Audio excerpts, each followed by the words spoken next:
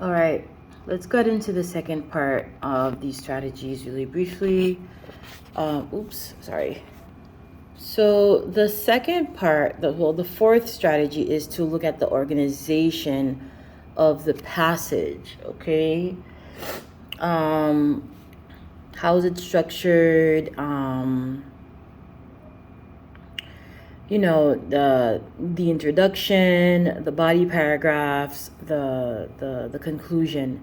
So that's what they mean by organization. So immediately after reading the passage, while it's still fresh in your mind, you're going to take a moment to write down the structure of the passage. I don't know if you will have time to do this, but this is good to know. I really highly suggest that you focus on your passage mapping. And if you do have time, you can do this step, but this is also an important step. Okay, this will be beneficial when answering any questions related to the organization of the passage. So common organizational formats include, introducing a hypothesis. Are they testing it? Then examining the results. Are they describing a problem? Then exploring possible solutions. Or are they explaining, is the passage explaining a theoretical concept, then discussing conflicting viewpoints? So as you're reading, it's mostly to make mental notes of what the science passage is, the organization of the science passage is, okay?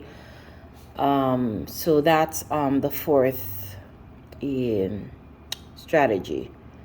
For science passage, try not to use prior knowledge, okay? So wrong answer choices may include information that is just correct. Like that, okay? But it is not relevant to the passage. So they can trick you with that. So just because a statement, these flies, man. Just because a statement within an answer choice is true, it doesn't mean that it is the correct answer. So you need to focus on the information that you have retained as you were reading the passage. This is what is relevant. It is important not to let your prior knowledge influence the way you answer these questions. Okay, this is especially important in the science passages, as I just said, since you may encounter a passage on a subject that you've learned about at some point in school. For example, tornadoes, biomes, specific animals, etc. Okay, focus on what is said in the passage. Très important. The last strategy is to try to skim the questions before reading the passage. Okay, so this is very helpful. This tactic is important throughout the entire SAT reading test. So you can do this for literature passages, historical passages, science passages, paired passages, okay? It's especially important within the science passages, though, because these science passages contain a lot of information, a lot of detail, a lot of facts. Looking at the questions beforehand will guide your reading and help you know what to focus on. Okay, so we're gonna everything that we're reading here, we're gonna try to incorporate in the reading the passage that we're going to be reading. Okay, you don't need to read the questions fully. Rather just keep in mind what types of questions they are in general. So we went over the questions. Remember, is it an inference question? Is it a command of evidence question? Is it a vocabulary question? So this is why we went over the types of questions. So this is going to help you to keep in mind before you read the passage.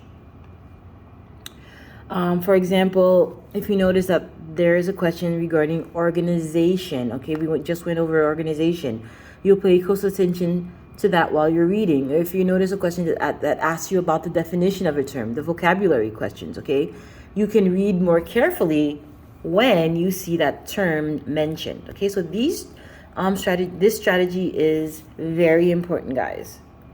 Skimming the questions before the reading passage might seem like a waste of time, but it will actually save you time. So I definitely suggest that you try this. This is because when you read the passage, you'll already be paying attention to the things that you've been asked about. Then when answering the questions, you'll likely come up with the correct answer more quickly, saving yourself time overall. Okay, so some final tips.